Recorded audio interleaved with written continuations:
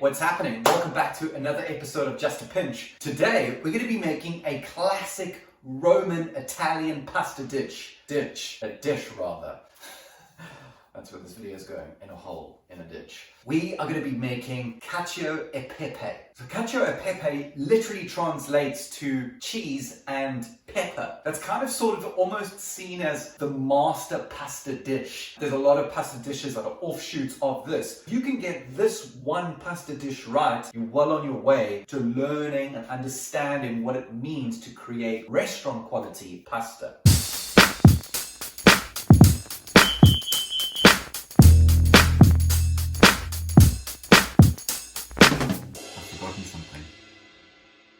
The recipe is so simple. There's literally only 3 ingredients.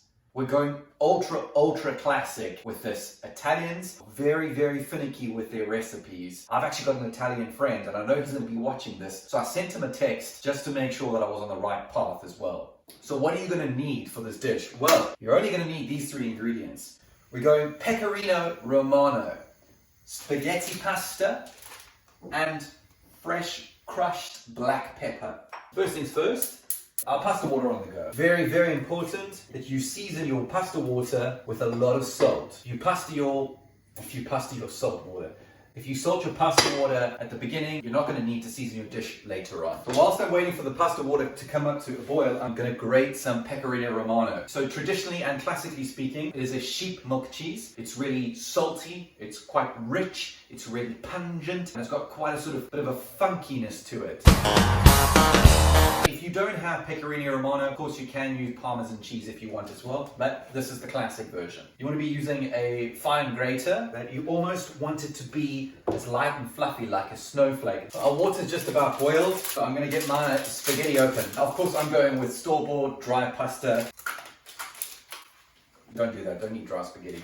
You can get worms.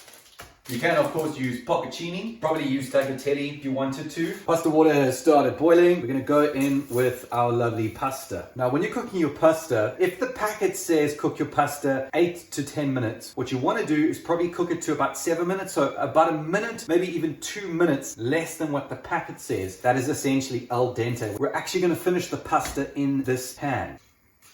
The pasta is boiling away, and the thing with pasta is it gives off a lot of starch, and that's essentially a thickening agent. When you're ordering a pasta dish in a restaurant and it comes out really thick and creamy, and you think to yourself, gosh, they must be using a lot of butter or a lot of cream in addition. No, they're not. All they're doing is creating an emulsification with a fat, which is your cheese, and the starch. That's what gives it that mouth feel.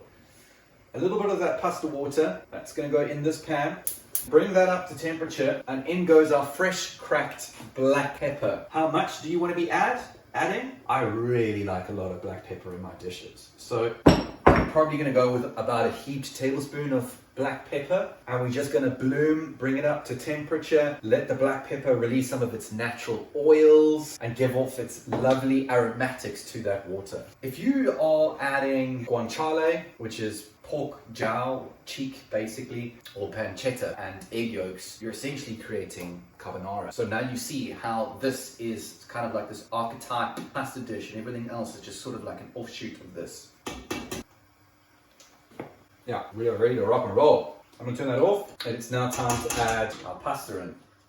The pasta goes in.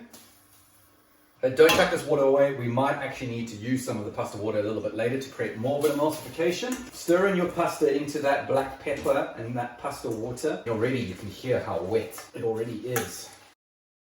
So we're going to go in with our Pecorino Romano. I'd say there's about a cup, maybe 3/4 of a cup. Add a little bit by little. Now, you're mixing in that cheese. We're going to go in with another scoop of that beautiful starchy pasta water. Now what happens is the starch of the pasta water and the cheese creates a wonderful, rich emulsification. You can see the rich sauce. So this is what it looks like. Look at that. Thick.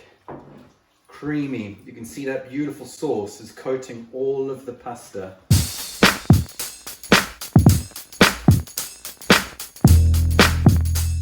And that's it. That's how simple this recipe is. I can't believe that from literally 3 humble ingredients, we've managed to make one of the most famous Roman Italian pastas, Cacio E Pepe.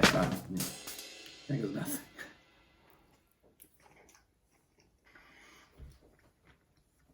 It's so good.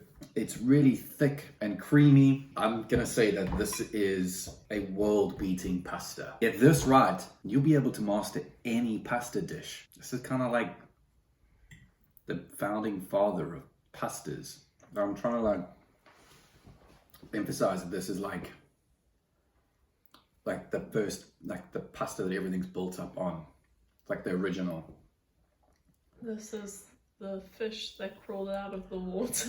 This is the fish that crawled out of the water. Pasta.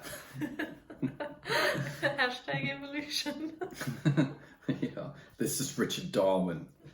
Huh? No, Richard Nixon. This is Charles Darwin. We are eating Charles Darwin right now. Okay, we pushed up now. Let's eat.